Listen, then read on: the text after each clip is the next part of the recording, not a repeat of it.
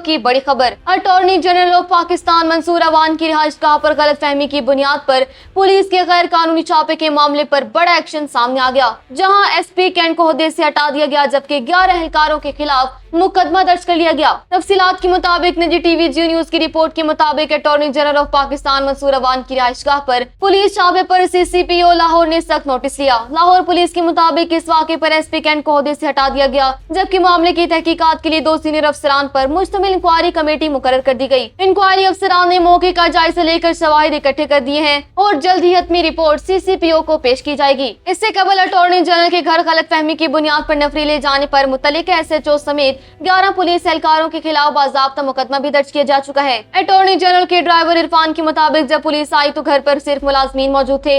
Police एहलकारों ने बिला वजह कार्रवाई करते हुए घर के बाहर रखे गमले तोड़ दिए और जाते हुए CCTV कैमरों का पूरा सिस्टम और DVR भी साथ ले गए। अटॉर्नी जनरल मंसूर अवान इत्तला मिलते ही अपनी अहम मीटिंग छोड़कर फौरी तौर पर घर पहुंचे। मुलाजमीन और जराये के मुताबिक पुलिस ने बाद में CCTV कैमरों का DVR तो वापस कर दिया, ताहम इसमें मौजूद तमाम रिकॉर्डिंग्स और फुटेज डिलीट कर दी थी। इस संगीन गफलत और बद इंतजामी पर लाहौर पुलिस की आला क़यादत ने जिम्मेदार अफसरान और एहलकार के खिलाफ सख्त महकमा जाती और कानूनी कार्रवाई का आगाज कर दिया।